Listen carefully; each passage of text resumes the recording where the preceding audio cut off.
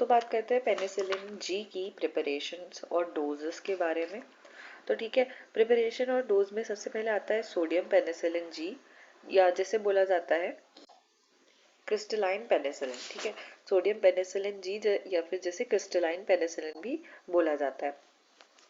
तो इसकी डोज कितनी रहती है? 0.5 टू 1 माइक्रो यूनिट रहती है। इसको IM और IV दोनों फॉर्म में दिया जाता है। ठीक है, हर 6 से 12 घंटे में इसको दे सकते हैं। दूसरा आता है repository penicillin G. Repository penicillin G ये क्या होता है? ये इनसॉल्युबल सॉल्ट होते हैं पेनिसिलिन जी के। तो these are insoluble salts of penicillin G. तो ये क्या करते हैं? इनको हमेशा IM दिया जाता है, इंट्रामस्कुलरली दिया जाता है, कभी भी नेवर IV, कभी भी इसको IV फॉर्म में नहीं देते। इनका क्या होता है, जो रिलीज होती है ना पेनिसिलिन जी की, जब इन्हें दिया जाता है तो रिलीज बहुत स्लोली होता है।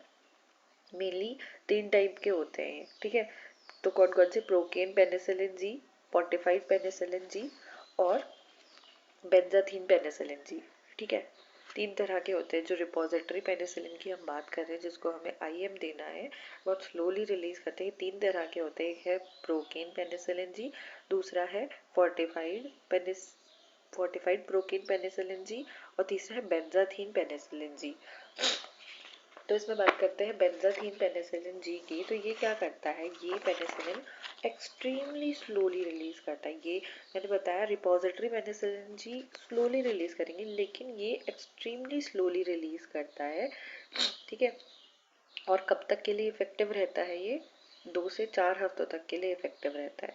ठीक है, तो मैक्सिमम लेके चलते हैं 4 वीक्स तक ये एक्टिव रहता है, यानी लगभग 1 मंथ के लिए ये जो बेंजाथीन पेनिसिलिन जी है ये एक्टिव रहता है। इसको कहाँ यूज़ किया जाता है? इसको रोमेटिक फीवर में यूज़ कर सकते हैं। ठीक है, जो स्ट्रेप्टोकोकस का इन्फेक्शन होता है उस कंडीशन में इसको यूज़ किया जा सकता है, बेंजाथीन पेनिसिलिन जी को। आगे चलते हैं, हम बात करते हैं पेनिसिलिन जी के यूजेस की।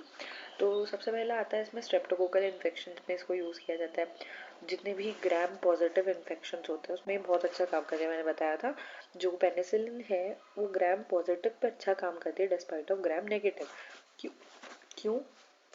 क्योंकि जो ग्राम पॉजिटिव की सेल वॉल होती है वो बनी होती है पेप्टाइडोग्लाइकिन की, और जो ग्राम नेगेटिव की सेल वॉल बनी होती है वो बनी होती है पेप्टाइडोग्लाइकिन प्लस लिपोप्रोटीन की। ठीक है, तो ये ग्राम पॉजिटिव इन्फेक्शन पे बहुत अच्छा काम करेगा, स्ट्रेप्टोकोकस इन्फेक्शन पे अच्छा काम करेगा। ठीक है, penicillin G is the drug of choice for infection cause by organo susceptible to it. तो जो ऑर्गेनो ससेप्टेबल है इसके, उस पर अच्छा काम करता है। ठीक है, उसकी ड्रग ऑफ चॉइस रहती है। इसको एनाफाइलेक्सिस के लिए यूज़ किया जाता है, एनाफाइलेक्टिक शॉक्स जो होते हैं। ठीक है, सिफिलिस में इसको यूज़ किया जाता है, टिटेनस, गैस गैंग्रीन में इसको यूज़ किया जाता है। ठीक है, प्रोफाइलैक्सिस, टिटेनस भी क्या है? क्लॉस्ट्रीडियम टिटानी एक ग्राम पॉजिटिव बैक्टीरिया होता है। ठीक है, गैस गैंग्रीन में इसे यूज़ किया जाता है। प्रोफाइलैक्सिस बचाव के तौर पे भी इसको यूज़ किया जाता है। किसको? पेनिसिलिन जी को। ठीक है, बचाव के तौर पे हम रोमैटिक फीवर में दे सकते हैं। क्यों? ताकि जो स्ट्रेप्टोकोकस इन्फेक्शन है, स्ट्रेप्टोकोकाई है, उसकी ग्रोथ ना हो। ठीक है, हर महीने 1.2 माइक्रो यूनिट दिया जाता है जब तक कि 18 साल की एज तक। ठीक है, ऐसे करके दिया जाता है इसको। अगला बैक्टीरियल एंडोकार्डाइटिस में भी इसको दिया जा सकता है। नेक्स्ट चलते हैं बैक्टीरियल रेजिस्टेंस। अब देखो, ध्यान से सुनेंगे मैं क्या कह रही हूँ। पहले से क्या होता था?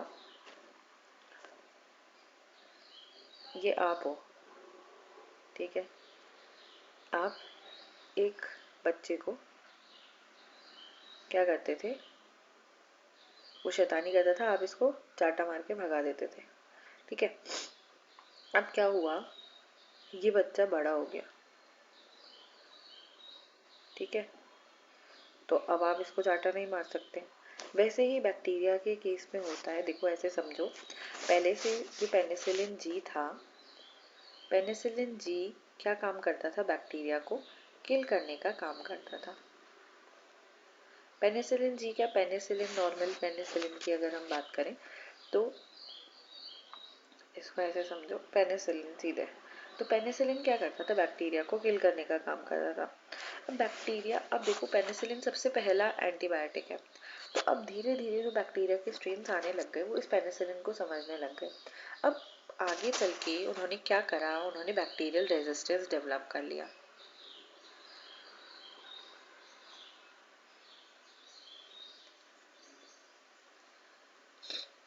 बैक्टीरियल रेजिस्टेंस का क्या मतलब है? देखो पेनिसिलिन में क्या होती है, पेनिसिलिन पे बीटा लैक्टम रिंग होती है, ठीक है।